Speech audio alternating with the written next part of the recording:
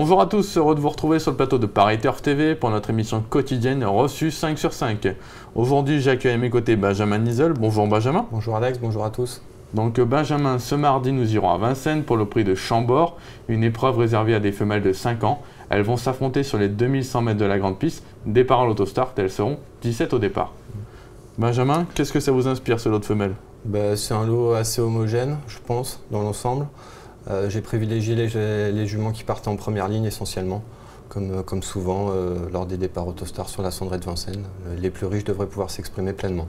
Bon, eh ben, on entre dans le sujet avec votre pronostic. Alors j'ai placé en tête le 6 Venise Soyer, devant le 9 Vanille du Perche, le 8 Veritica, le 5 Vicky Herold, le 12 Vanille des Loyaux, l'As Victoire de Pimbaud, le 7 Vuelta de Chenu et le 3 Venise de Béton.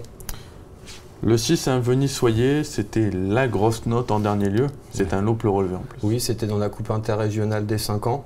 La jument finit 4e, elle n'a jamais pu s'exprimer ce jour-là. Elle est battue par des sujets de qualité, notamment par Volcan de Bellon qui avait bien gagné cette fois. Là, elle retrouve que les femelles sur sa route. Le numéro est bon avec le 6 derrière la voiture. L'engagement est favorable. En plus, elle est déférée des postérieurs. Dans cette configuration-là, elle a 6 sur 7. Donc avant coup, tous les feux sont au vert pour qu'elle donne sa pleine mesure et qu'elle lutte activement pour la victoire. Je suis d'accord avec vous, je pense qu'elle a franchi un cap, cette jument, et que si ça se passe bien, elle va gagner. J'y crois beaucoup parce que là, le lot est quand même nettement moins relevé que la dernière fois. Et en partant en première ligne, logiquement, tous les feux sont au vert. Bon, on est chaud. Le 9, Vanille du Perche, elle, c'est 3 courses à Vincennes, 3 victoires. Exactement. Donc, elle va essayer de poursuivre sa marche en avant. Bon, avec le 9, ça risque d'être un peu plus compliqué. Là, la jument est en pleine possession de ses moyens. Elle est performante en plus avec Franck Nivard à son sulky. Ça sera l'opposition à ma favorite dans cette épreuve. Voilà. Il n'y a que peut-être les 2100 mètres, peut-être, elle préfère les longues distances. Ouais, elle est un peu meilleure sur 2007. Mais bon, la jument est au top de sa forme. Donc, elle doit profiter de sa bonne condition physique pour prendre une part active à l'arrivée. D'accord, donc on fait confiance à cette 9 Vanille du Perche. Le 8, Veritica. Elle, c'est pareil, elle excelle sur ce genre de parcours. Oui, tout à fait. Elle a 3 sur 4 sur ce parcours, 2 victoires, un accessite. Elle fait toutes ses courses, c'est une jument qui donne toujours sa pleine mesure en course. Cette fois, elle est en pieds nus encore. Dans cette configuration, elle fait ce qu'elle peut. Avec le 8, plutôt pour une place. Pour moi, avant coup, les Vénus Soyer et Vanille du Perche paraissent vraiment incontournables pour la gagne.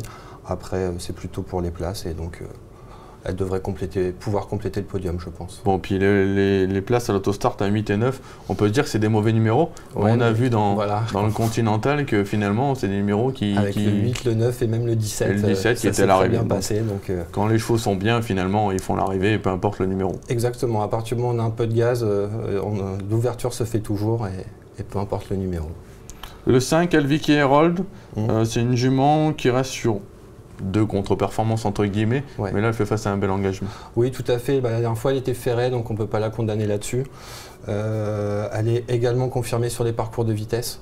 Donc là elle va retrouver un parcours favorable pour ses aptitudes, logiquement. Avec le numéro 5, c'est un avantage également. Elle va partir en dedans des principales favorites. Donc c'est un atout, elle est bien engagée. Déférée, on compte sur un rachat de sa part. Et quand elle avait gagné sur le parcours, c'était sa dernière victoire, elle trottait 12,5. C'est vrai que si elle réédite un tel chrono, normalement il va falloir compter avec elle. Si elle réédite une performance identique, c'est une concurrente sérieuse pour les toutes premières places. Et enfin, vous complétez votre sélection de 5 chevaux avec le 12 Vanille des Loyaux. On va écouter notre minute terrain. Mathieu Abrivard s'exprime sur sa pensionnaire qui semble revenir à un bon niveau. Ouais, la grande piste, c'est pas ce qu'il y a de mieux pour elle. Après 2100, peut-être qu'elle va mieux encaisser la côte. Le numéro 12, ça me dérange pas du tout. La condition de la jument me paraît bonne. Elle a refait 2 parcours maintenant. Corde à droite, pas forcément là où elle est le plus à l'aise.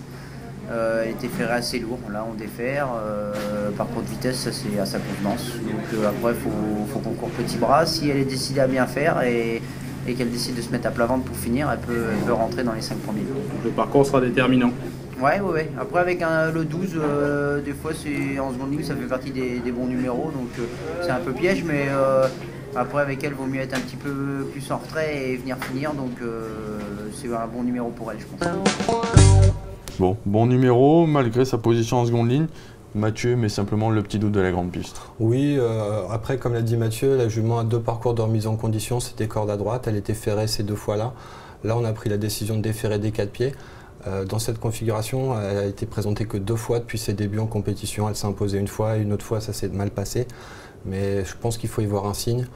Là, pour son 3e parcours avec le 12, certes, il va falloir que ça se passe bien. Mais logiquement, c'est une concurrente pour les places. Bon, en tout cas, c'est un bon outsider. Oh oui, carrément. En plus, Mathieu reprend les rênes. Donc, pour une place, au moins une place, c'est marrant. D'accord.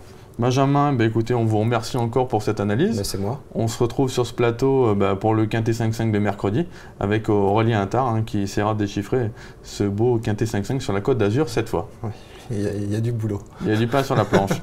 Très bien, Benjamin, merci encore. On vous souhaite de bons jeux à tous et aussi de bonnes fêtes de fin d'année. Tout à fait, passez un bon réveillon et puis bon jeu à tous. Bon jeu à tous, au revoir. Au revoir.